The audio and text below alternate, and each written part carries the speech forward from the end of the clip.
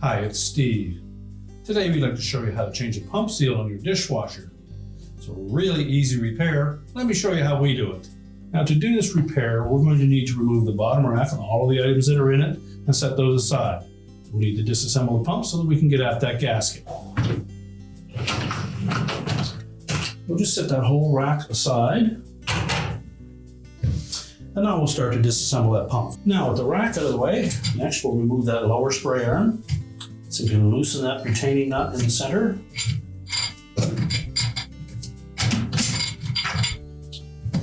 And then lift that off and set it aside.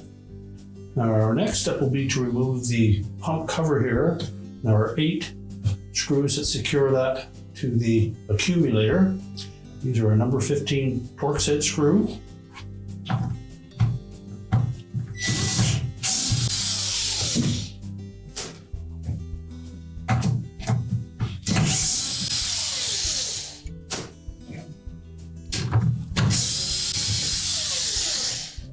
Now with the screws removed, next one, just lift up on that, and while securing that supply tube at the back, just pull that out of the opening.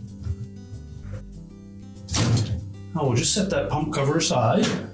Now next we need to remove the impeller, and it's secured to the pump motor shaft with a 1/4-inch hex head screw. We suggest that you put a little bit of penetrating fluid around that screw and let it soak for a while.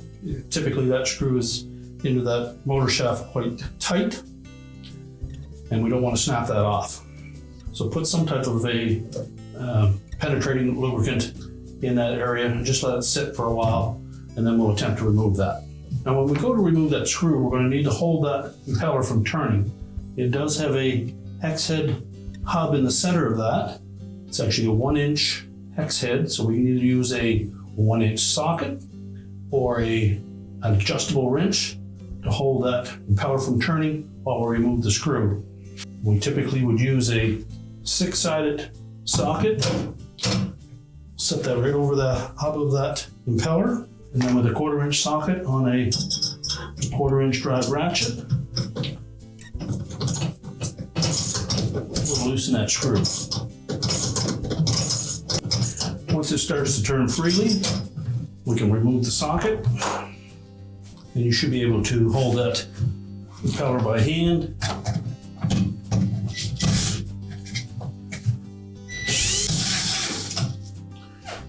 Remove the screw and the impeller and just set those aside.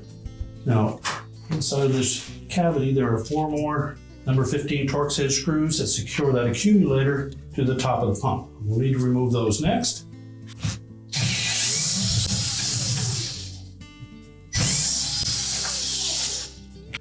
Now next we can pull that supply tube aside. If you just pull down on it gently, it will disengage it from a little hook on the back of the tub. That will allow you to tilt it out of the way. Just grasp that accumulator and we'll lift that right out of the pump. Now with the accumulator removed, we're just going to flip this upside down. And next we need to remove 1 more number 15 Torx head screw.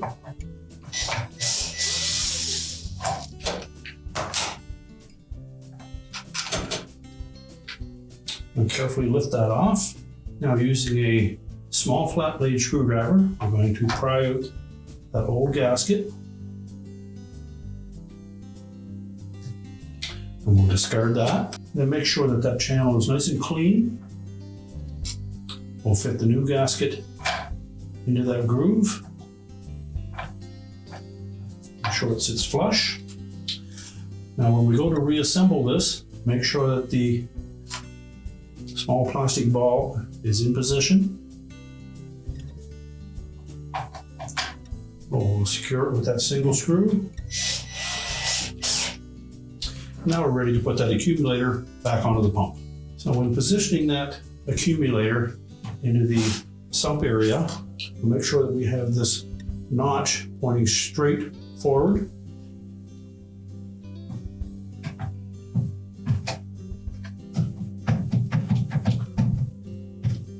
That should help line up the 4 screw holes.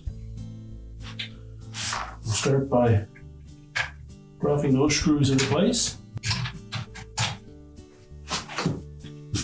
Now we won't tighten these up too much at first. Just want to make sure that we get it properly centered.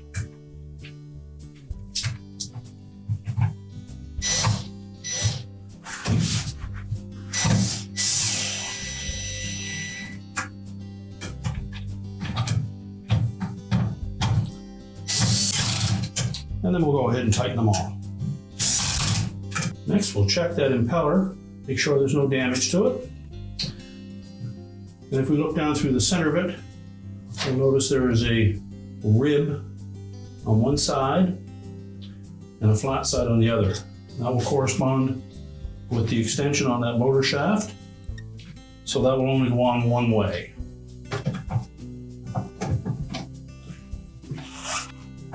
We'll secure it with the 1/4" screw down the center.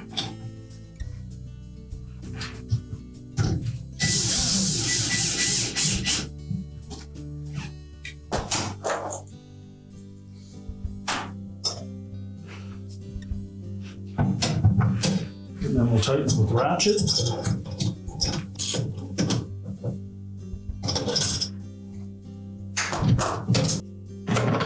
Well, next we'll put that pump cover back on.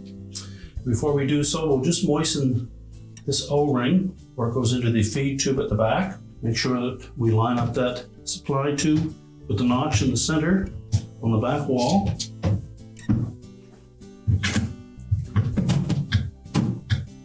And make sure that the gasket on the top of that accumulator hasn't been dislodged from the groove.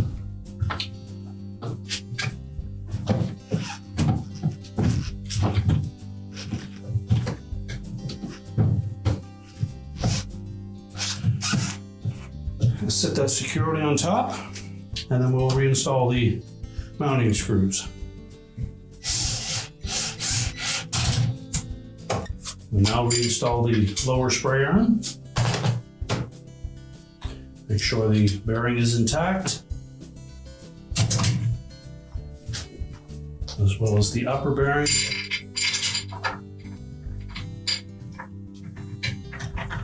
And tighten the retaining nut. Make sure it turns freely.